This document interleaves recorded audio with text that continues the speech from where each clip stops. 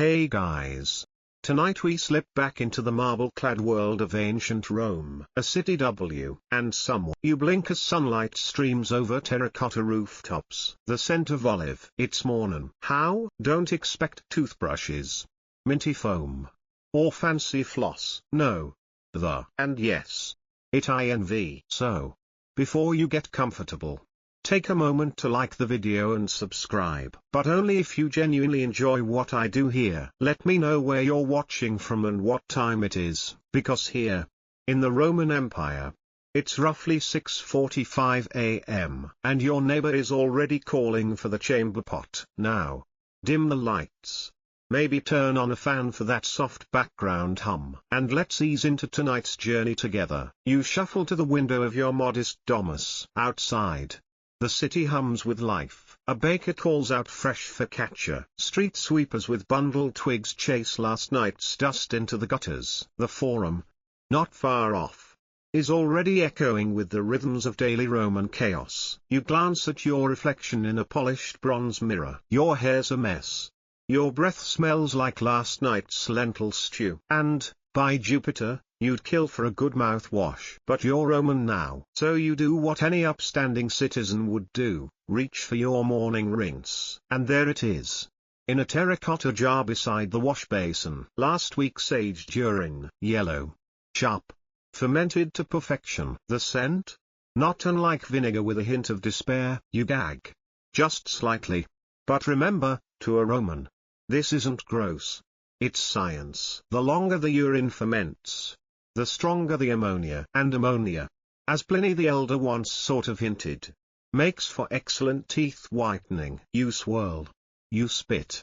You wince. Congratulations, your breath now smells like, well, Rome. You step into the street, passing neighbors who nod knowingly. They've all done the same thing. Some even brag about whose urine is strongest. One wealthy merchant insists he buys imported Iberian samples because Spanish ammonia is superior. You decide not to ask questions. Historians still argue whether this habit was common across all classes, or more of a wealthy fad, like goat milk baths or peacock tongues for breakfast. But what's clear is this: for Romans, cleanliness wasn't about freshness, it was about function, tradition, and maybe a bit of masochism. You pass a vendor setting up clay pots. The sharp scent of vinegar wafts through the air, only, it's not vinegar. It's another batch of aged urine, sealed tight and labeled with dates like fine wine. 3 days old.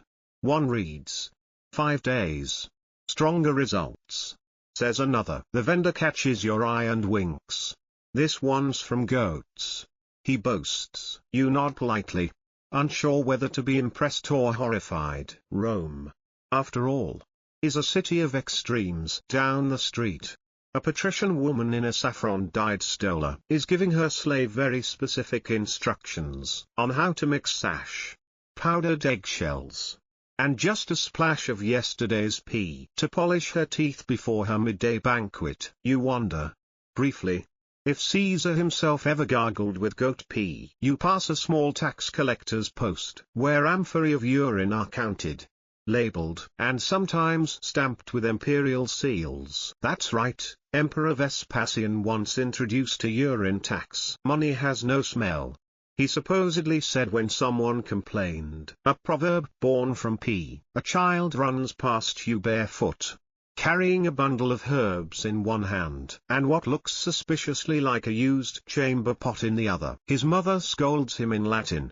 something about not splashing it on the laundry again. You sidestep and keep moving. The city comes alive slowly but surely. Market stalls bloom like poppies, their colorful awnings snapping in the breeze. Priests light incense. Artists sketch portraits in dusty courtyards. And somewhere, in the shadow of a bathhouse, a philosopher is probably debating whether using dog urine is more effective than human. You don't join that debate. You've had enough ammonia for one morning. As the first sunbeam catches the white marble columns of the Forum, you take one last deep breath, a cautious one, and begin to feel the slow, sleepy pull of historical comfort. Yes, it's strange. Yes, it's gross, but it's also oddly soothing, like knowing that no matter how weird your own morning routine might be, someone in a toga once did worse. Way worse. How the Romans started their morning, from brushing their teeth, scratching their backs to taking a public bath. You start your day the Roman way, without alarms, without emails, and without coffee. Instead, the sound of sandals slapping on stone and someone shouting about olive prices wakes you up. It's simple. It's chaotic. It's oddly effective. You wrap yourself in a toga that's somehow always slightly damp. You fumble for your sandals, left foot first, as the superstitious do, then splash cold water on your face from a cracked clay bowl. Your neighbor across the street is already brushing his teeth. He's using a chewed stick, some crushed bones, and what might be charcoal. He waves at you mid-scrub. You wave back, pretending this is perfectly normal. Downstairs, your cousin is flossing, not with thread, with a thin strip of linen soaked in wine. She says it tightens the gums. You say she's been drinking. You head to the communal latrine. No stalls, just stone benches with keyhole cutouts. People chat, pass scrolls, and argue politics while doing their business. Privacy? That's for barbarians. A stranger offers you a sponge on a stick. You politely decline. He shrugs and continues reading aloud from Virgil while wiping. Romans really did multitask. Afterward, you pass by a perfume vendor. The smell of rose oil, goat fat, and something unidentifiable slaps you in the face. The vendor calls it essence of victory. You call it no, thank you. Your next stop is the bathhouse, the Roman equivalent of a spa, gym, and gossip hub all in one. It's not even 8 a.m. and there's already a line. One man has brought snacks. Another brought a lawsuit. Inside, you start with the tepidarium, the warm room. Then you move to the caldarium, hot enough to steam oysters. You sit and sweat like you're being slow cooked in a toga. An old man next to you claims he once met Cicero in a bathhouse. You nod. You don't believe him. But the man smells like sulfur and wisdom. You figure he deserves the benefit of the doubt. After sweating enough to irrigate a vineyard, you get scraped down with a strigil, a curved metal blade designed to remove oil, dirt, and dignity. Someone brings you olive oil, not to eat, to slather all over your body before being scraped again. You're a salad now. As you dry off, you overhear two merchants debating if Egyptian soap is a scam. One claims it made his skin glow. The other says it made his goat sick. You step out refreshed, or at least very, very clean. Your skin squeaks. Your pores are open. And your dignity is still somewhere inside. Back home, you lie down for a moment. It's not even noon, and you've already lived more than most modern people do in a full day. You close your eyes. Rome will still be there when you wake. Back in your quiet Roman courtyard, you stare at a clay cup filled with potential liquid gold. If you believe the hype, liquid horror. If you trust your nose, you hold it like it's a cursed object from a myth. You try not to breathe too deeply. Romans didn't use just any pee. They aged it. They curated it. The longer it fermented, the more ammonia it produced. They called it lant. You call it why is this warm? Ammonia. They discovered whitens things. Clothes, walls, and teeth. Which explains the full jar labeled smile booster sitting next to your laundry. You hope they don't get mixed up. You dip a cloth in the lant and begin scrubbing. The sting hits instantly. Your gums scream. Your ancestors applaud. You rinse. You spit. You whimper a little. Somewhere, a Roman god is laughing. To elevate the ritual, many added ingredients: ash for abrasion, crushed eggshells for minerals, and if you were really fancy, a mint leaf. But mint doesn't do much when drowned in fermented ammonia. One man swore by gladiator pee. He claimed the sweat and adrenaline made it stronger. You nod politely as he grins, teeth unnaturally white, possibly glowing. Another swore by goat pee. She said it was gentler. Also said it cured skin rashes and bad dreams. You're unsure if that's hygiene or witchcraft. You switch to a twig brush. You chew the end, dip it in lant, and brush. Your mouth tingles. So do your regrets. You drop the twig in the jar. Now it's just part of the mix. Across the courtyard, your neighbor goggles for a full minute. She times herself with a sundial. You can hear the swishing from here. It's terrifying. A child passes by with a basket labeled Dad's Rinse. He waves like it's bread. You wave back. This is your life now. At the public fountain, people brag about their blend. 3 days aged in shade. One says, "Mine's mountain fed."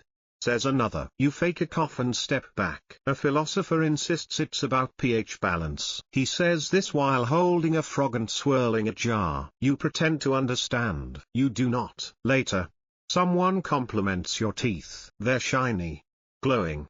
Maybe you smile. They recoil slightly. You nod.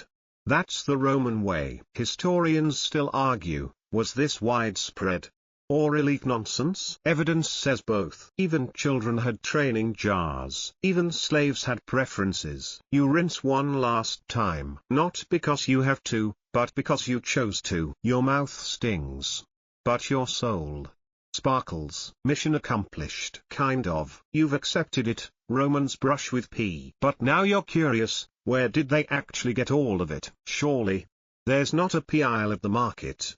Or is there? You raise an eyebrow, wondering if there's a hidden economy flowing right beneath your feet. And in Rome, of course there is. Turns out, yes, there were public collection pots placed all over the city. Clay amphorae just waiting for donations, from travelers, locals, philosophers, even goats. The city didn't discriminate. People were encouraged to contribute. Not because it was noble, but because Rome knew how to make use of absolutely everything. You spot a little sign, public collection, thank you for your service. Once collected, the jars were hauled off by fullers, ancient Roman laundry workers. They soaked tunics and togas in it to break down grease and stains. So yes, your future mouthwash shared a past with someone's sweaty tunic. You imagine them mixing urine and soap together in a big barrel. You suddenly feel very clean. And very dirty. At the same time, wealthy Romans took it to another level. They didn't just collect, they curated. Some sent servants out to gather only premium sources. Gladiator pea? High protein. Senator pea? Sophisticated. Goat pea? Earthy. One woman swears by temple pea. The gods bless it. She whispers. You try not to laugh. In the market, a man is shouting, 2 amphorae for 1 denarius. Golden rinse. Best price in the city. He's got charts, sample bottles, even testimonials. A small crowd has gathered. You pretend not to be interested, but you're already checking the label on a nearby jar. Nearby, 2 women argue over a nearly full jar. 1 day aged. One declares proudly, too fresh. The other scoffs.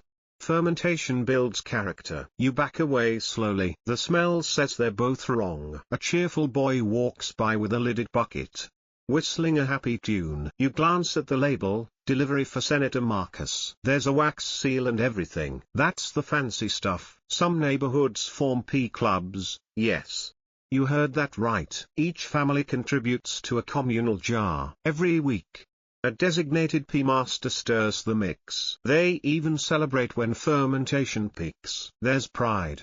There's unity. There's odor. At the edge of the forum, a merchant boasts imported pea from Gaul. It's chillier up north, he explains. Better urea crystallization. He winks. You nod, pretending you understand science. Inside a nearby latrine, a man whistles while peeing into a labeled pot. He turns, salutes you with his free hand. You salute back. It feels weirdly respectful. You stumble upon a small temple collecting sacred urine. A priest blesses it with a chant and a nod. Purified by prayer, he says. You pass. You're religious. But not that religious. And don't forget the taxman. Vespasian's P-tax means everything's tracked. There are ledgers. Inspector. You watch as one man tries to hide 5 jars in a crate of olives. Busted. One guy made a fortune selling his family's exclusive blend. He branded it Urine Maxima, with a logo and wax seal. Rumor says he had investors. You kind of admire him. Eventually, You give in. You buy your first jar. The vendor wraps it like it's olive oil. First batch is always special, he says. You cradle it like a newborn. You walk home. The streets are noisy. The jar is warm. And somehow, you feel more Roman than ever. Because in this city, even pee has a place of honor. You sit quietly in your stone courtyard. The morning breeze drifting past. In front of you sits the infamous jar, the pee jar. It smells stronger today. You wonder, for maybe the 15th time this week, how the Romans figured any of this out. Did they stumble into it? Did someone just accidentally drop a tunic into a pee pot and notice it came out cleaner? The answer starts with a little something called urea, found in urine. Leave urea sitting around for a few days, and it transforms into ammonia. Ammonia is alkaline. It breaks down grease, grime, bacteria. In short, it's like nature's bleach, with a vengeance. Did the Romans know the chemistry? Not really. They didn't call it urea. They didn't call it ammonia. But they knew the results. Cleaner clothes, whiter teeth, less friends. The fullers, Rome's laundry workers, figured it out first. They soaked clothes in old urine, let it sit, then stomped on the garments barefoot in giant tubs. It was part spa, part science, part crime scene. Eventually, someone thought, if this can clean a toga, maybe it can clean my mouth. It's a leap, a terrible, yellow leap, and yet, they tried it. The process was simple. Take aged urine, add some ash or powdered bone for scrubbing power. Stir, apply with a rag, rinse with water or more pee. If you're hardcore, repeat until gleaming, or until someone intervenes. Some believed the stronger the smell, the stronger the clean. 7-day aged is best. One neighbor says, her teeth are bright. Sure, but her breath could end empires. She says it's worth it. There were even rankings. Goat urine is gentle. Gladiator urine is powerful. Senator pee? Very refined. People started trading jars like wine bottles. Rome had no chill. Writers like Pliny the Elder recorded it. He didn't explain it.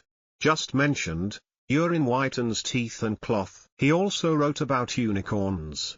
So, take it with a grain of salt, or a drop of pee. Some Roman doctors even recommended it. Rub, rinse, repeat, they'd say. One clinic even advertised premium aged oral cleanse. Probably not FDA approved. Ammonia, as modern science confirms, does kill bacteria. It whitens. It sterilizes. But it also burns. Some Romans learned this the hard way. Red gums and lifelong regrets. Lab tests today show Roman toothpaste worked. Sort of. It removed plaque. It killed germs. But it also removed dignity. Modern historians debate, did the Romans invent the first chemical oral rinse, or were they just the first people willing to suffer for white teeth? Whatever the case, it became routine. Morning rinse, afternoon rinse, wedding rinse. Some families even gifted pee jars as dowries. Love smells strange in Rome. You swirl one last rinse, spit dramatically, and wipe your mouth. It still stinks, but your teeth shine. You look at your reflection and think, if Rome fell, it wasn't because they were dirty. It was because they were too clean. In the weirdest way possible. You wake up to the sound of the city, horses clopping, vendors shouting, and the air. Thick. Not thick like fog. Thick like something you could chew. You sit up, stretch, and instantly regret opening your mouth. The scent hits you with the power of 10 forgotten sandals. You thought your home would be a place of peace. But your walls are stone. Your bed is straw. And your ceiling has absorbed centuries of sweat. You step outside for air. But there is no air. Only Rome. The city breathes. Not like a person breathes. More like a compost pile size. There are layers to it. First, the smoky tang of last night's cooking fire, still smoldering from bread burned in a hurry. Then, the sweet sour rot of fruit trampled at market. Then something else, something deeper. A cart rolls past you. Wooden wheels creaking under the weight of barrels filled with something. You know what it is. You don't want to say it out loud. The driver smiles and nods. Fresh batch for the laundry, he says. Your throat closes. You walk past the communal latrine. It's as full as it always is. No partitions. No shame. Just 30 Romans sitting shoulder to shoulder, gossiping, groaning, and passing around the shared sponge. One man waves the sponge in greeting. You keep walking. At the Fullonica, or laundry workshop, men stand knee-deep in stone vats. They stomp tunics soaked in aged urine like they're crushing grapes. They look proud. They smell committed. You try to admire their dedication. You fail. You visit the baths. You undress, oil up, and scrape yourself with a curved metal strigil beside men who haven't washed behind their ears since Tiberius ruled. You enter the warm pool. It smells of feet, ambition, and olives. You exit. You are wetter, not cleaner. A woman walks by. Her hair is perfect. Her robe immaculate. Her breath strong enough to etch marble. She smiles, revealing spotless teeth. 7-day aged Iberian blend, she says, holding up a tiny jar of yellow liquid. You bow out of respect and fear. In the forum, a poet recites verses about the glory of Rome and the scent of its citizens. He compares the smell to a ripe battlefield. The crowd cheers. Someone in the back coughs for a full minute. Children play nearby, barefoot in alleys paved with mystery sludge. They are immune. They are the source. Their joy is matched only by the filth on their knees and the vinegar in the air. You see a priest offering blessings with incense. The smoke mingles with temple offerings, fruit, feathers, and jars of something sacred. The priest waves his hands. The gods turn away politely. A merchant shouts about imported lemon oil from Greece, for cleansing nostrils and evil spirits. He yells. He holds up a vial. You smell it. It's worse. You try not to gag as you pass the fishmonger. The sun has been cruel. The fish are not resting in peace. They are broadcasting rage. A cat passes out beside the stall. Even the perfume seller struggles. His cart overflows with roses, lavender, and desperation. No scent is strong enough to erase the city. Try this, he begs. It's made from petals and prayers. You sit by a fountain and breathe through your mouth. It helps. Slightly. A philosopher sits beside you and sighs. Smell is the soul of civilization. Then he sneezes violently. Later that night, the smell follows you into your dreams. You're at a feast where the main course is socks. The wine is vinegar. And the musicians play flutes carved from old chamber pots. You wake up mid-snore, clutching your blanket, grateful that it was just a dream. Or was it? You light a bit of dried sage to cleanse the space. It crackles, glows, and immediately gets swallowed by the greater stink. The scent of Rome cannot be smoked away. It is too vast, too ancient. It lives in the stones and in the walls and possibly in your pillow. Desperate, you invent a device, a nose funnel made of cloth soaked in mint water. You tie it to your face and go out like a warrior of scent. People stare. One child cries. But it works. For 3 minutes. Then the mint fades. And Rome wins again. You ask your neighbor how she copes. She shrugs. I eat garlic. That way I can't smell anything else. She grins. Breath strong enough to alter climate. You thank her. You do not take her advice. You go to the library for answers. The scrolls smell like must and mouse. One scroll describes the scent of the underworld as not unlike a Roman summer. You feel validated. You wonder if emperors smelled it too. Did Julius Caesar ever wrinkle his nose? Did Nero hold his breath while playing the lyre?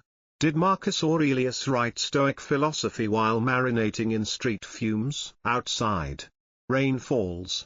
For a moment, the city smells clean, hopeful, almost sweet.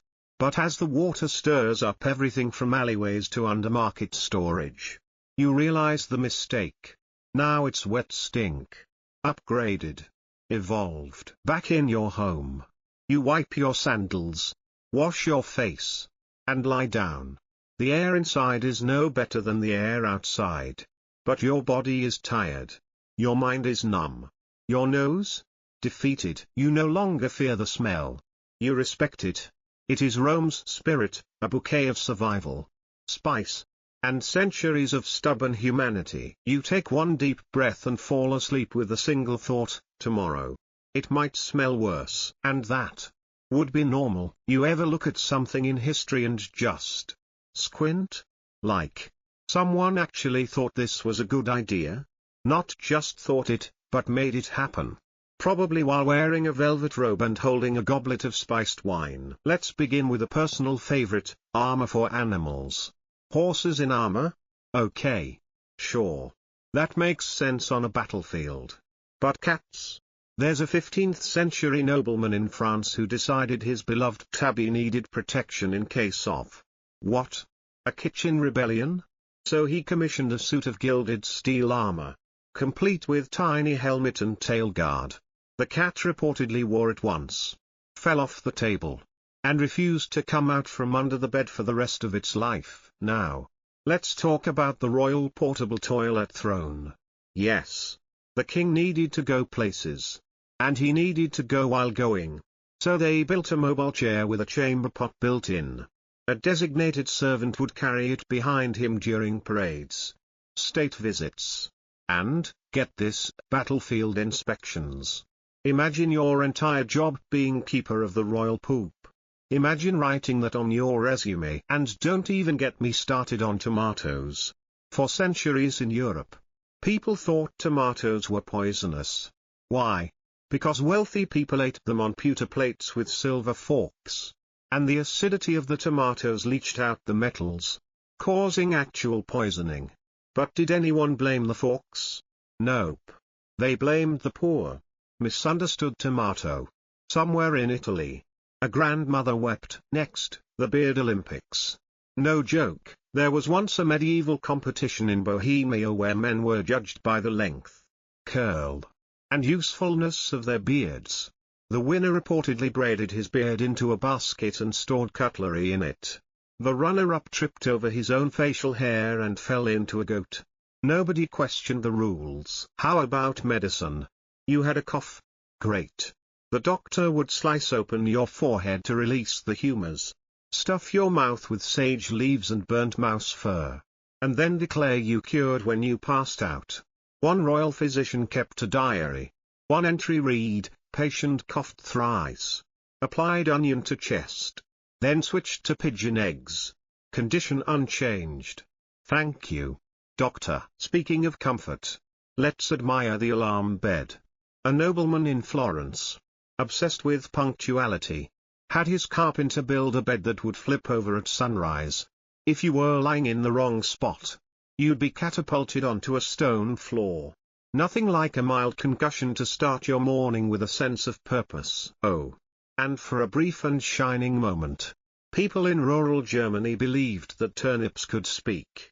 One man swore he heard a whisper while gardening. Please, the turnip said, don't boil me with sausage. Word spread fast.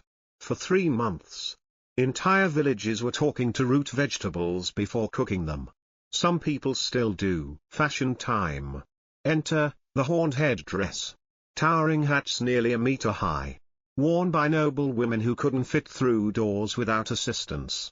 At one wedding, 6 ladies wearing these hats all got stuck in the church entrance at once. They had to be rescued with scissors, butter, and a lot of polite coughing. And then we have the grand military experiment, messenger owls. During the reign of Edward IV, someone had the bright idea to train owls to deliver battlefield messages. The problem? Owls are nocturnal. The moment they were released in daylight, they flew straight into trees and napped. The battle was lost. The owls? Still napping. Ready for a real masterpiece? The mirror wall defense system. A Welsh lord believed that covering the outer walls of his castle in mirrors would dazzle invaders and make them reflect on their sins. Instead, the attackers saw their own glorious beards and shining helmets, felt fabulous, and charged in twice as confidently. Let's revisit medicine, shall we? The common cold was treated by singing to your feet while applying garlic to your armpits. If you sneezed during this process, it was considered a sign that the devil was leaving your body. If you farted, well, no one talked about that.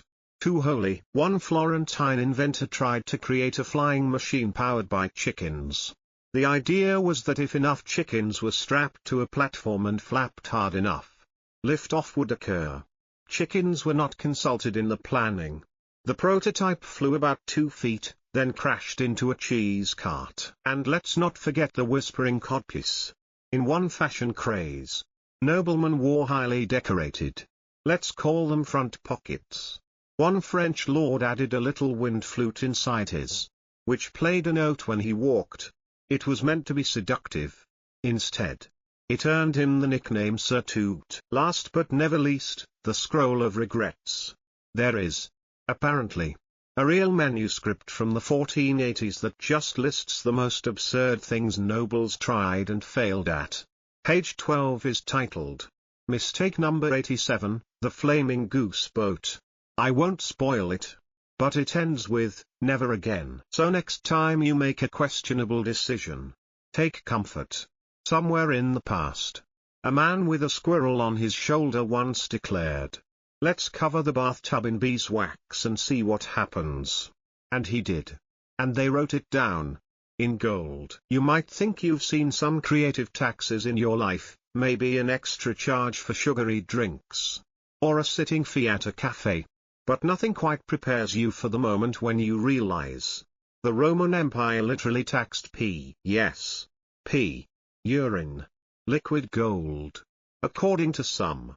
And it all started with a man named Vespasian, Emperor of Rome, tax enthusiast, and all-around practical thinker. Here's the thing.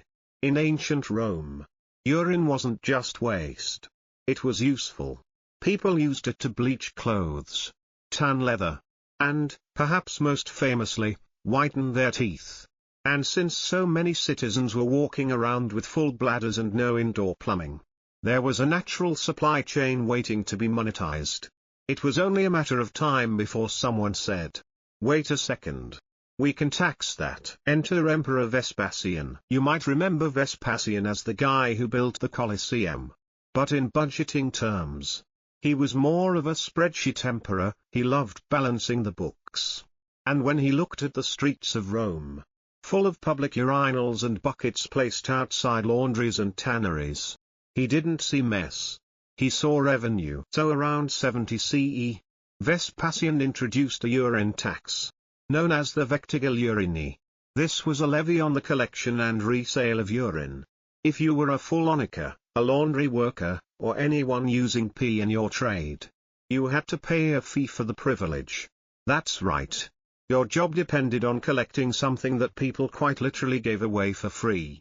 And still the emperor found a way to squeeze a coin out of it. Now, you might be wondering, how did people react? Well, many grumbled. Some snorted. One of Vespasian's own sons, Titus, reportedly protested the tax, saying it was distasteful, beneath the dignity of Rome. And here's where we get one of the most iconic dad move moments in history. Vespasian, with the calm wisdom of a man who taxed pee without flinching, held a coin from the urine tax up to his son's nose and asked, "Does it smell?" Titus shook his head. "No, father." "Exactly," Vespasian replied. "Money doesn't stink." That phrase, pecunia non olet, has echoed through history ever since. It's the ultimate mic drop. The Roman equivalent of shut up. I'm rich now. And the thing is, Vespasian wasn't wrong. This wasn't a minor industry. Laundry workers relied on urine as part of their cleaning process. Tanneries needed it to soften hides. Dentists, or at least, what passed for them, swore by its whitening powers. And someone had to collect all that golden liquid, usually in big jugs left at public collection points. These jars, called amphorae, lined city streets like ancient recycling bins. Passers-by were encouraged to contribute. In some places, the best spots near the Forum were prime pea real estate. Over time, The system became surprisingly sophisticated.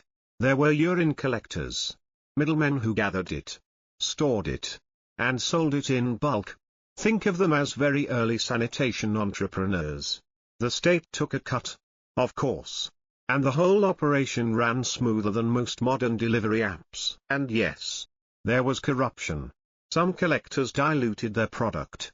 Others bought from unlicensed sources. And, in at least one case, a man tried to avoid paying the tax by claiming his jars contained vinegar. Authorities were unconvinced. But make no mistake, this wasn't a joke to the Romans. The urine tax was serious business. It outlasted Vespasian. Other emperors kept it going. And it helped fund public projects. In fact, the very name Vespasian, still used in France today for public urinals, comes from Vespasian. A tribute, if you will, to the man who turned something gross into civic infrastructure. Now pause for a moment. You're walking through ancient Rome. You pass a public toilet. Someone finishes their business, shrugs, and walks off. Moments later, a collector appears with a jug, scoops it up, and disappears down an alley. That same liquid might end up in someone's laundry, or on their teeth, or used to clean a toga. And somewhere in the background, a government clerk writes it all down and makes sure the empire gets its share. It's gross. It's brilliant. It's Roman. And if you've ever complained about modern taxes, just remember, at least you're not being charged for your bodily functions. Yet. So, you've paid your urine tax. Your toga's freshly bleached. Your teeth? Slightly pungent. But dazzling. Now what? You, my hygienically minded friend, are ready for a bath. And not just any bath. This is ancient Rome, where bathing isn't a private affair, but a grand social event. Somewhere between a spa day and a political rally, with a dash of gossip and a pinch of athlete's foot. Welcome to the termite, Rome's mighty public bathhouses. Massive complexes that made modern shopping malls look shy and underdressed. These weren't just tubs of warm water. They were architectural marvels, complete with libraries, art galleries, snack bars, steam rooms, and occasionally a stray philosopher. And entry? Surprisingly affordable. For just a few small coins, you could scrub yourself, steam your worries away, and eavesdrop on senators complaining about their sandals. But let's start at the beginning of your bathhouse journey. First, you'd step into the apoditorium, or changing room. This is where you'd leave your clothes, and, hopefully, any delusions of privacy. Slaves or attendants would watch over your belongings, unless they were busy stealing someone else's sandals. Theft was so common that people carved curses on tablets to punish whoever took their towel. Ancient version of a bad Yelp review. Next stop, the tepidarium.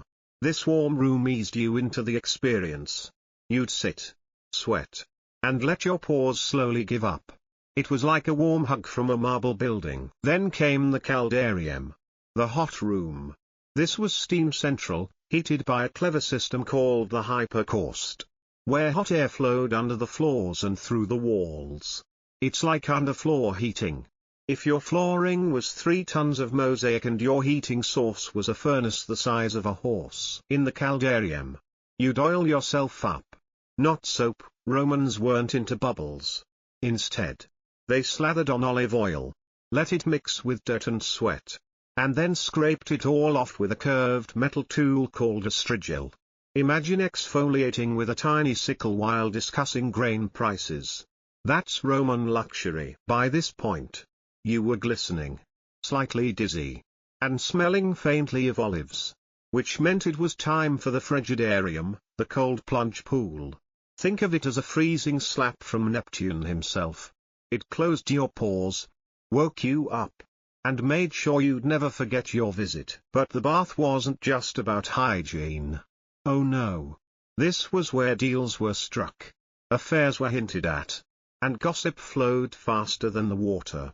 Senators mingled with soldiers. Merchants soaked beside poets. Sometimes the emperor himself would pop in. though always with a small army of attendants and absolutely no intention of speaking to you. People went to the bathhouse daily, sometimes twice. For some, it was the highlight of the day, especially if you were a little lonely, or your home lacked hot water, or you just really liked being naked near strangers. Of course, not everyone loved the scene. Stoic philosophers grumbled that baths made men weak. Some religious folks frowned at the nudity. And a few doctors warned that too much steam could melt your brain. They weren't entirely wrong. Heat stroke is a thing. But most Romans didn't care. They loved their baths like modern people love coffee shops. It was a space for ritual, routine, and rumors. Plus, your body got cleaned. Sort of. Because here's the not so shiny side of Roman bathing, they weren't actually that clean. The water? Rarely changed. Those gorgeous pools? More soup than sanitation. Strigils were communal. Towels were reused. And let's not even get started on what floated in the frigidarium after a busy afternoon. There were no lifeguards. No chlorine. Just optimism and oil. Still, in a time when diseases ran rampant and sewers were more idea than infrastructure, the bathhouse gave Romans a rare sense of control over their bodies. They may not have known about germs, but they believed in ritual purity, in the power of steam, and in feeling refreshed, even if it was just psychological. And, honestly, maybe that's enough. So you emerge from your bathhouse visit, relaxed, gleaming, slightly oily, and now hungry. You toss a coin to the snack vendor outside. Yes, there were snack vendors. Grab a roasted chickpea stick, and head home with a belly full of lentils and a heart full of civic pride. You've just lived the full Roman hygiene dream. But don't relax too much, because next time, we'll explore the other weird things Romans did in the name of cleanliness, and trust me, some of them involve goat fat. Sleep well. And don't forget your strigil. Just when you thought you had ancient Roman cleanliness all figured out, public baths, oil scraping, and a dab of fermented urine, they go and throw in goat fat, volcanic ash, and full body hair removal. Yes, dear bather, the Romans didn't stop at just being clean. No, they wanted to be immaculately groomed, in ways that would make even the most committed spa-goer raise an eyebrow. Let's start with the hair. You might be used to shaving your face or maybe trimming the occasional wild eyebrow. But in ancient Rome, body hair was the enemy. And we're not talking just legs or underarms. No, entire torsos, backs, arms, legs, and sometimes even toes. Gone. The ultimate look was smooth, like polished marble. Whether you were a senator or a slave, body hair was considered a bit uncivilized. So you went to the tonsor, the Roman barber, who doubled as a waxing specialist and occasional gossip. And the tools? Not your gentle razors or foamy creams. No. They used resin, pitch, or melted tree sap. Hot, sticky, aggressive substances applied to your skin and then yanked off like the Roman Empire yanked territory from Gaul. If that sounds painful, that's because it was. But pain was part of beauty, and vanity was virtue. Now let's talk hair up top. Roman men often wore it short and tidy. Roman women, however, engaged in epic hair-building operations. Wigs made from imported German hair, complex curls requiring hours of prep. And yes, goat fat pomade. That's right. If you wanted the fashionable shine, you needed a good layer of rendered goat fat, maybe mixed with ash or crushed herbs. Smelled interesting. Looked unforgettable. Flies? Also interested. But it didn't stop there. Romans believed in deodorants, too. Their go-to? Powdered charcoal, rose petals, vinegar, or, if you were really fancy, crushed pearls soaked in wine. Did it help? Questionable. Did it make you feel like a goddess? Absolutely. There were also ear cleaners made of bronze, toenail scrapers, and tongue brushes carved from bone. You couldn't just show up to the bathhouse looking unkempt. That would be barbaric. Let's not forget the depilatory creams, made from ingredients so potent they could probably dissolve a small rock. Recipes included things like quicklime, arsenic, and mustard paste. Effective? Sometimes. Dangerous? Constantly. And yet, somehow, people survived. Glowing. Slightly itchy. But beautiful. Now, oral hygiene. We've already talked about the urine thing, still gross. But there were also powders made from crushed bones, charcoal, ground oyster shells, and even burnt mouse brains, brushed on with a bit of linen or a twig. You might say, that sounds like medieval torture. But the Romans would say, no pain, no prestige. Also, nail care was a big deal. Clean, shaped nails showed you were refined. Dirty fingernails? A sign of a manual laborer, or worse, someone who didn't visit the baths regularly. So they trimmed, buffed, and polished, with tiny metal files and stone smoothers. There were even professional manicurists roaming the bathhouses, offering touch-ups between steams. And what about skincare?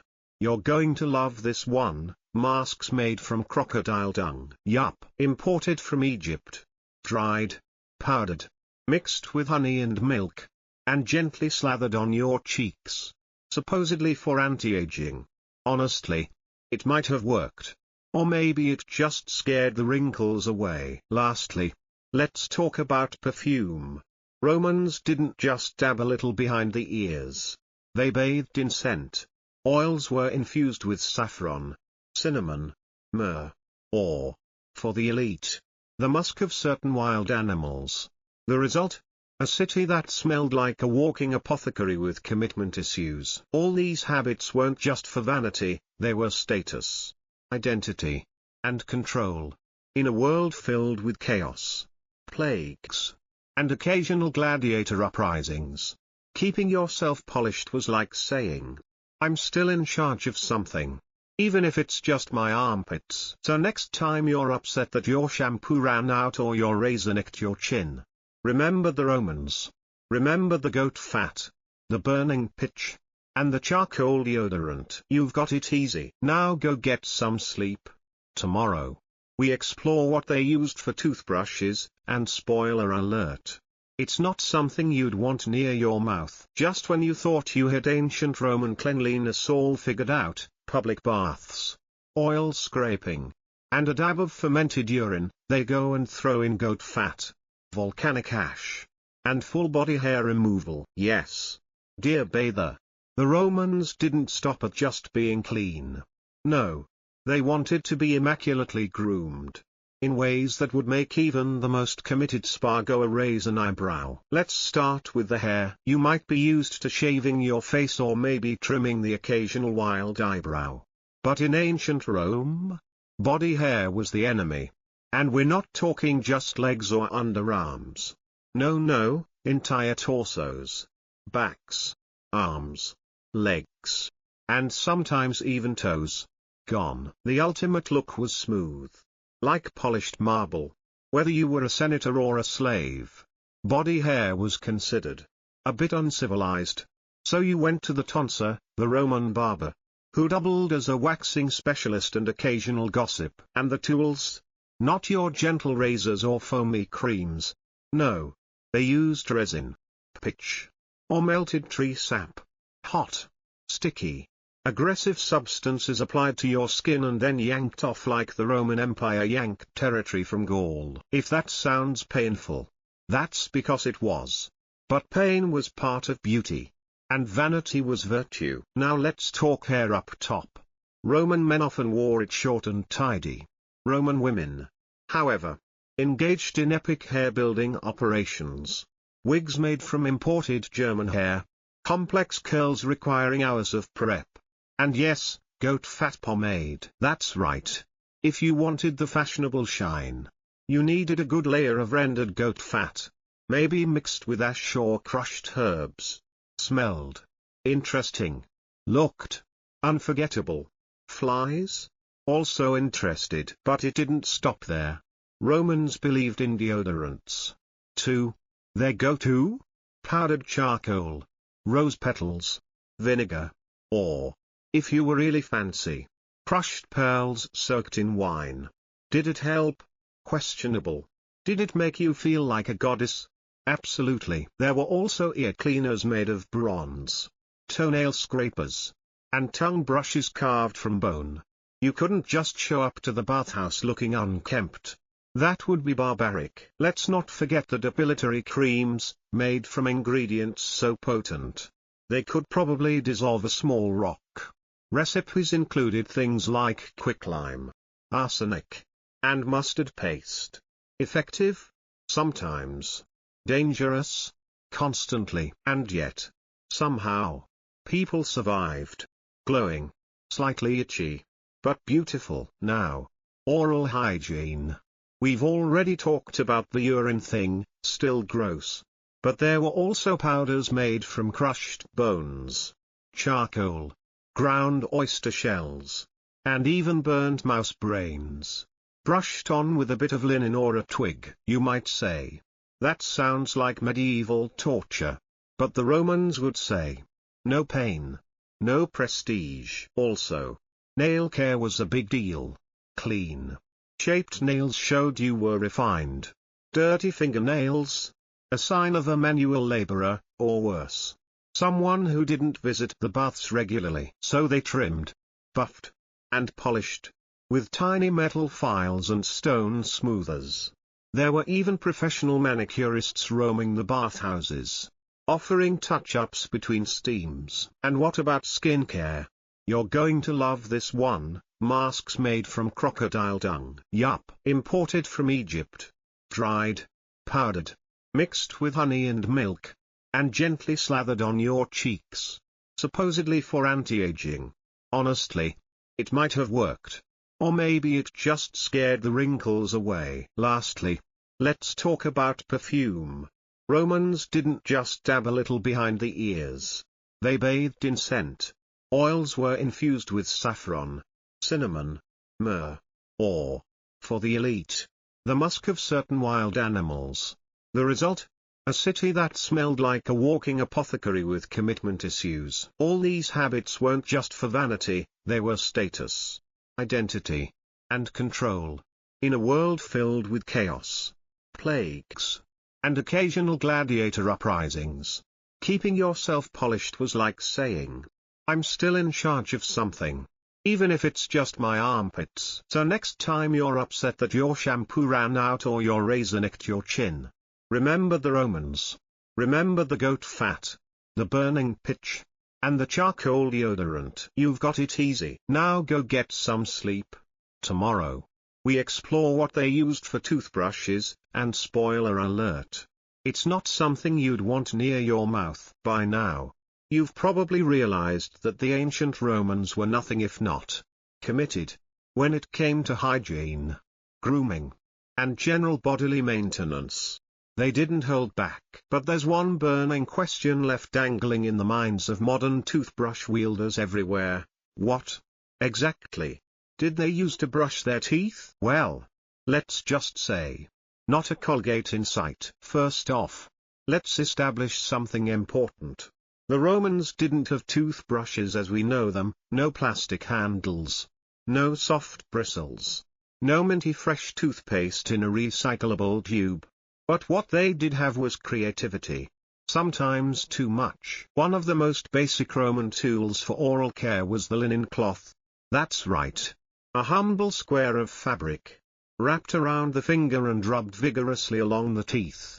Simple, reusable, and slightly unsatisfying, kind of like using a napkin to clean your whole kitchen. For those who wanted a bit more scrub, there was the chew stick.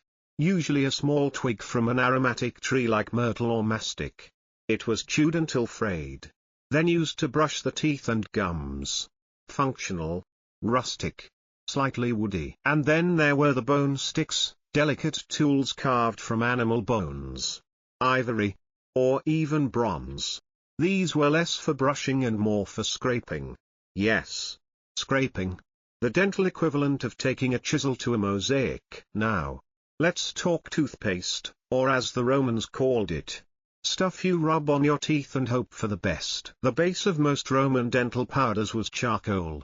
Add a dash of crushed bones, ground oyster shells, burnt bread, or, for the true enthusiast, ash from mouse skulls. Mix it with a little water or, you guessed it, urine. And you were ready for action. It didn't taste great. It didn't smell great. But it had that gritty, slightly corrosive power that Romans loved. And honestly, their dental remains show surprisingly healthy teeth. So, maybe they were onto something. Or maybe they just didn't eat as much sugar. There was even a belief that vinegar and salt made the gums stronger. Some would gargle the mix until their eyes watered. Others believed in brushing with pumice stone powder. Because nothing says dental wellness like exfoliating your enamel. Of course, oral hygiene wasn't just about health. It was a social statement. Bad breath in Rome could ruin a deal, kill a romance, or earn you a new nickname, Feta Maximus.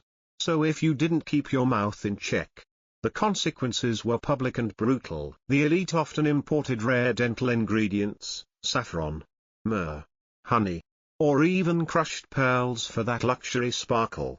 A golden smile, literally. There were also early versions of mouthwash. Besides fermented urine, yep, still a thing. There was a mix of wine, vinegar, and herbs swished around the mouth to kill odor. You could say they invented the first swish and spit, though you probably wouldn't want to copy it. Interestingly, children were sometimes taught dental care through songs and chants. Like a Roman Sesame Street. Little tunes about scraping the slime and banishing tooth devils. Morbidly adorable. Toothpicks, too, were popular, made from wood, bone, silver, or gold, depending on your tax bracket. Romans would carry them in their tunics and use them after meals. Often without shame. Imagine a business meeting where everyone just pulls out a tiny golden stick and gets to work. Very on brand. And let's not forget the dental slaves. Yes. Some wealthy households had personal attendants just for oral care. Their job was to mix the powder, prepare the cloth, and sometimes do the brushing for you. Intimacy. Roman style. Still, nothing quite matches the image of a toga-clad senator, crouched beside a basin, scrubbing his teeth with a twig dipped in vinegar and mousebone powder while humming a hymn to the goddess of freshness. So the next time you're brushing your teeth half asleep with your electric toothbrush and cinnamon-flavored foam, take a moment. Think of the Romans. Think of the twigs, the cloths, the communal spit jars. You're living in the golden age of dental luxury. Next up, we dive into what archaeology says about all of this. Because spoiler, Roman skulls have some secrets to share. You've chewed through urine-based mouthwashes, linen rags, and golden toothpicks. At this point, you may be wondering, did any of this actually work? Strangely, yes. At least, partially. If you're imagining Roman skulls with blackened stumps and smiles like collapsed ruins, think again. Archaeologists have been poking through ancient cemeteries, catacombs, and battlefield graves for centuries. And what they've found might just surprise you. Roman dental remains, especially among urban dwellers, show a remarkable lack of cavities. You read that right. Less sugar, more grain, and no sticky caramel corn helped. Their diet, though sometimes questionable, looking at you. Fermented fish sauce didn't cause the enamel-devouring disasters we see today. But here's the weird part, the oral care routines they used, bizarre as they were, actually did something. Charcoal and pumice powders were abrasive, which meant plaque didn't stand a chance. Urine? Gross. Yes. But ammonia is real chemistry. And chew sticks from certain trees had mild antibacterial properties. Basically, the Romans invented natural toothpaste before it was cool. But let's not get too romantic. Ancient dental health wasn't all sunshine and amphory. Many skulls show serious wear and tear, like flattened molars from grinding too many stone-laced grains. Their flour wasn't sifted like ours. It had bits of millstone dust, meaning every bite was like brushing with sandpaper. Also, while cavities were air, abscesses were not. Archaeologists have found jawbones with telltale signs of infections that must have made life deeply unpleasant. Imagine tooth pain before antibiotics. Ouch. There are even signs of dental surgery. Yes, early Roman dentists, or enthusiastic amateurs with bone saws, sometimes tried to drain abscesses or remove teeth entirely. No anesthesia. Just courage. Or wine. Lots of wine. We know some of this because the Romans wrote about their teeth, sort of. Pliny the Elder, everyone's favorite fact hoarder, described mouth care methods in Natural History. He praised mouse ashes, sheep's wool soaked in vinegar, and even claimed that dogs' teeth could be ground into paste for gum health. He also died in a volcanic eruption. So maybe. Grain of salt. Then there's Galen, the famous Roman physician. He took a more refined approach, advising mixtures of baking soda, salt, and herbs. Sounds halfway reasonable, until he suggested bleeding the gums to release the bad humors. And in satirical poetry, we find hints about how society felt about oral hygiene. One poem mocks a man whose breath was so bad it could kill figs at 10 paces. Another describes a woman whose smile was so dazzling it reflected the sun off the Tiber.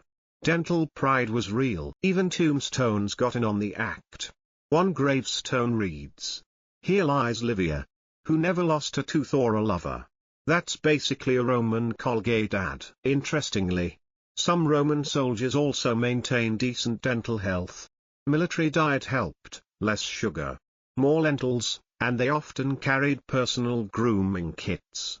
In fact, archaeologists found toothpicks and tweezers buried alongside Roman centurions. Because even in war, hygiene mattered. Or maybe they just hated spinach stuck between their teeth. Kids, on the other hand, didn't have it so easy.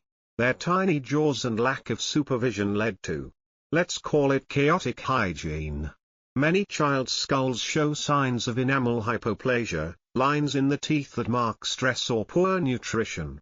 Still, some managed to survive into adulthood with a full Roman smile. Tiny heroes. Slaves and the poor likely had less access to luxury powders and fancy toothpicks, but still used chew sticks and cloth.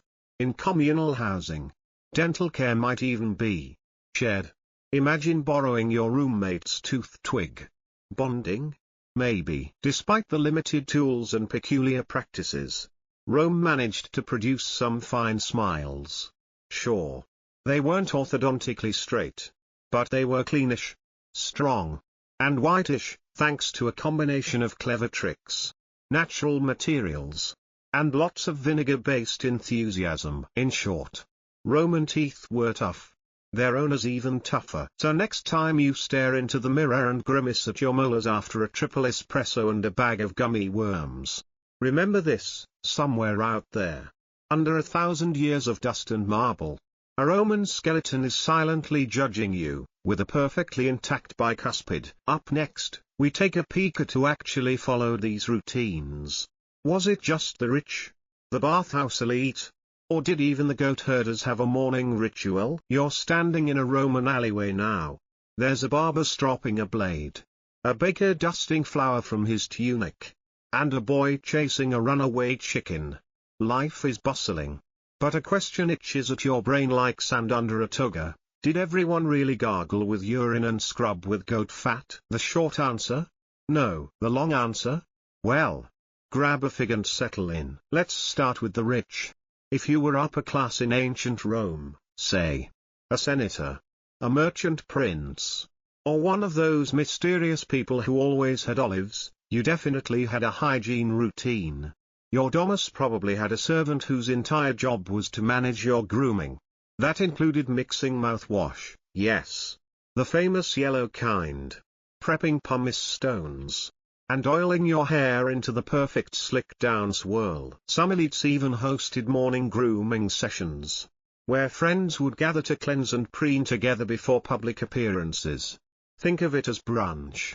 but with more vinegar and less avocado toast. Then there were the middle-class folks, the shopkeepers, scribes, and moderately successful mosaic artists. They were the true dires of Roman hygiene. You couldn't afford a personal grooming slave. No problem. You had a toothbrush rag, a vial of vinegar, and dreams. These Romans would swing by the public bathhouses after work, where they'd clean up, gossip, maybe file their teeth a little with a bit of coral grit if they were feeling fancy.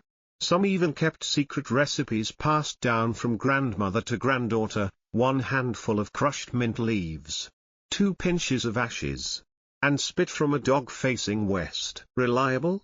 Questionable. Traditional? Very. Now, for the rural population, the farmers, shepherds, and dung collectors, yes.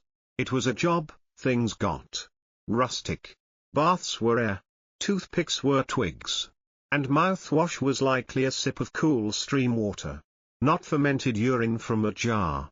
But that doesn't mean they were dirty. In fact, rural folk often had better diets, less wine, more lentils, and fewer cavities. Goats don't make sugary snacks. After all. Still, grooming varied widely. A shepherd might go weeks without a formal rinse, then bathe in a river using crushed laurel leaves and sheep tallow. Was it fragrant? No. Was it Roman? Entirely. But what about the soldiers? Ah yes, the disciplined mouth-rinsing legions of Rome. Roman soldiers, all legionary, took personal hygiene quite seriously, marching miles across dusty roads, sleeping in tents, and stabbing Gauls builds up quite a funk. So, the army issued grooming kits, complete with tweezers, strigils, those metal scrapers, and toothpicks. Some even used river pebbles to grind their teeth clean. Hard on enamel? Definitely. Intimidating in a bar fight? Also yes. Then we have the slaves and the very poor. Life wasn't gentle with them. Most lived in crowded insulae, Roman apartment blocks, where water was scarce and soap was a luxury. Yet, even in these conditions, people found ways to keep up appearances. Slaves in noble households sometimes got to use leftover hygiene products. A bit of someone else's urine? A chew cloth with second-hand mint? Maybe not glamorous, but hygiene is hygiene. Even beggars were known to scrape their teeth with nails or bones and wash in fountains, both for health and to appear less threatening in the street. Nobody wanted to be known as the breath of Pluto. Religious figures, too, had their own customs. Vestal virgins were expected to maintain extreme cleanliness, though no one's sure if that extended to dental care.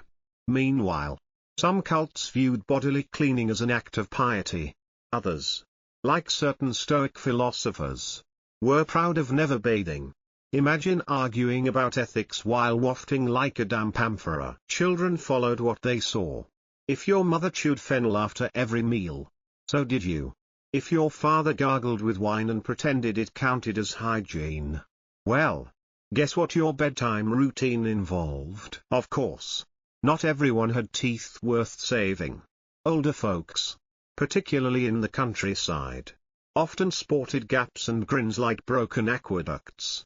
But they still had pride, and methods. Some gummed herbs. Others relied on honey to soothe sore gums. One ancient letter even described a woman who brushed her dentures made of ivory and gold. Fashion meets function. And don't forget the entertainers, actors, gladiators, prostitutes. Their smiles were part of the job. Inscriptions mention dancers known for teeth like fresh marble. They likely had access to elite powders and pastes. And maybe a patron who paid for the good stuff. So, no, not everyone in Rome walked around with minty fresh breath and sparkling bicuspids. But everyone cared in some way, whether with ash, oil, river mud, or someone else's leftovers. Romans were a society that noticed how you smelled and how you smiled. And when in Rome, you did what the Romans did. Well, unless you were a barbarian. But that's a whole other story. Next time, we'll watch this odd tradition slowly fade away as Rome crumbles. Why did urine fall out of fashion? And what did the next civilizations do instead? Spoiler, more herbs. Fewer chamber pots. You wake up one morning in the late Roman Empire. Something feels different. The streets are quieter. The baths are colder. The amphory of urine by the front steps. Fewer and far between. You stretch. Sniff your tunic. And realize it's true, the golden age of Roman hygiene rituals is fading. One fermented jar at a time. But how did it happen? It didn't collapse all at once. Like a stale sponge cake or a senator's comb-over. It declined gradually, losing shape, charm, and practicality. First came the invasions. Barbarian tribes, fed up with being called barbarians, decided to crash the empire-wide toga party. And as they swept through cities, they brought new customs, new smells, and fewer grooming expectations. Let's just say, they weren't big on strigils or communal urinals. Then there was the economic mess. By the late 3rd century, inflation was so bad that people stopped trading amphorae of urine and started hoarding wheat. The once thriving urine tax, drained. Vespasian's golden legacy, tarnished. And without money flowing, public bathhouses, the beating heart of Roman cleanliness, began to close or fall into disrepair. Broken pipes, cold caldariums, missing towels. Hygiene without hot water is like philosophy without wine, unpleasant and dry. Add to that the plagues. The Antonine Plague. The plague of Cyprian. The plague of oh no, not again. When sickness swept through, people stopped sharing everything, strigils, sponges, gossip, even communal jars of pee. And speaking of sponges, remember the infamous sponge on a stick used for wiping in Roman latrines? Well, during the decline, people started questioning the whole shared sponge idea. It went from normal to why am I doing this? In just a few plagues. As the empire split into East and West, culture splintered too. The Eastern Byzantine elite began embracing perfumed oils, silks, and imported bath salts from Persia. They left the old Roman vinegar and urine combo behind like an out-of-fashion sandal. In the West, chaos brewed. City infrastructure crumbled. Aqueducts broke down. Sewers overflowed. No aqueducts meant no water. And no water meant no washing. Which meant, well, medieval Europe was about to happen. Let's not sugarcoat it. Personal hygiene in the post-Roman West took a dip. Without functioning baths, many people returned to once-a-year washing, if that. Mouth rinsing? Considered suspicious. Shiny teeth? A luxury, not a norm. The Christian Church also began shaping hygiene culture. Some early church leaders frowned upon vanity and public bathing. Cleanliness of the soul over body, they said. Suddenly, scrubbing with goat fat was out. Fasting and praying were in. Monks who avoided bathing were praised for their holiness, not shunned for their halitosis. As centuries passed, so did the memory of daily gargling with fermented fluids. A few fragments remained, like Procopius' odd notes about Empress Theodora's skincare or Isidore of Seville writing suspiciously specific toothpaste recipes, but for the most part, the practice became a myth. A whisper in crumbling scrolls. By the time Charlemagne brushed his beard with rose water and frowned at dirty feet, the Roman obsession with hygiene had become a curiosity, not a custom. Of course, not all was lost. Arab physicians in the East preserved medical knowledge, including some Roman insights on cleanliness. But the whole Piers bleach thing? Not high on their list. Eventually, during the Renaissance, curious scholars dusted off Roman texts and found strange instructions about ammonia and dental scrubs.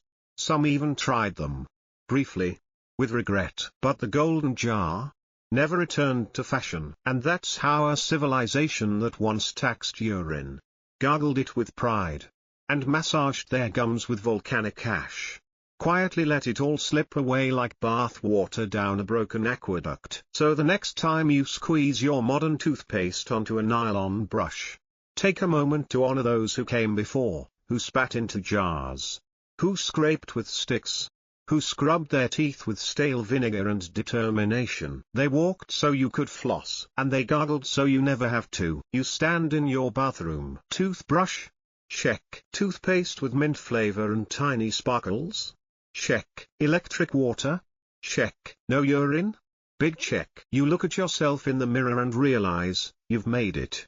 You've reached the summit of human hygiene. But before you floss triumphantly, a question creeps in. How did we get here? And more importantly, what would a Roman think of your minty mouthwash? Well, first, they'd probably ask where the amphora is. Then, they'd question why your sink doesn't hiss with ammonia.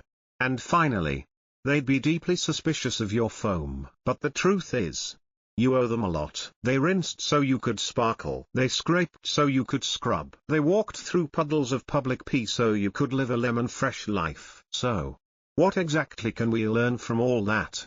Fermented determination. What seems normal to you, brushing twice a day, flossing while checking emails, or lighting a scented candle during a bath, might have sounded deeply confusing to an ancient Roman, or even a medieval monk, or your own great-great-grandfather. Standards evolve. What's considered polished today might seem bizarre tomorrow. Looking at you.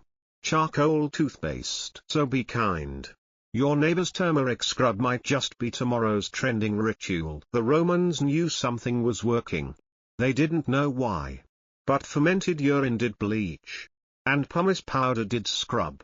Centuries later, we now understand the chemistry: ammonia, abrasives, acidic pH. So next time someone scoffs at a home remedy, pause. It might be weird. It might smell. But it might also work. That doesn't mean you should try it, though. Let's just appreciate from a safe, lavender-scented distance. Let's be honest, Romans didn't swish pee for medical reasons. They did it for shiny teeth and fresh breath, by Roman standards. Just like you don't exfoliate for health. You do it so your nose doesn't look like a topographic map on Zoom. Vanity can be a beautiful motivator, if handled with grace. It gave us mirrors, moisturizers, and mouthwash. And without it, we'd still be wiping with moss. So, embrace the glow up. Responsibly. Imagine being the first person to say, hey, what if I rub volcanic ash on my gums? Or, this fermented goat urine smells like cleansing. Chances are, that person wasn't invited to many dinner parties. But weird ideas have shaped history, and hygiene, and brunch menus. Moral of the story? Don't be too quick to judge. What smells foul today might be featured in a future TED Talk on ancient wisdom for modern skincare. Roman hygiene wasn't just about people being picky. It was about aqueducts, sewers, bathhouses, and an entire empire built on cleanish water. Today, many parts of the world still lack those basics. So if your shower works, your toothbrush is clean, and your toothpaste doesn't come in a clay pot, you're not just lucky. You're blessed by plumbing. Never forget to thank the pipes. Studying Roman hygiene teaches us that even the most civilized societies had weird rituals, social pressure, and questionable taste in beauty standards. But that's comforting, isn't it? It means humanity has always been a little ridiculous, and curious, and hopeful. Even when gargling with pee. Sure, the world has problems, but when it comes to hygiene, you've got it better than most emperors. You don't share bath water with strangers. You don't scrub your teeth with bricks. And you don't need a tax permit to brush twice daily. That's not just convenience. That's progress. So tonight, as you rinse your mouth with fluoride-infused confidence, take a deep breath. You're part of a long, strange, fragrant legacy. A legacy that began with vinegar and volcanic ash, peaked with sponge sticks and golden jars, and ended with mint gel and waterproof Bluetooth speakers. Sleep well, dear reader. And don't forget to floss.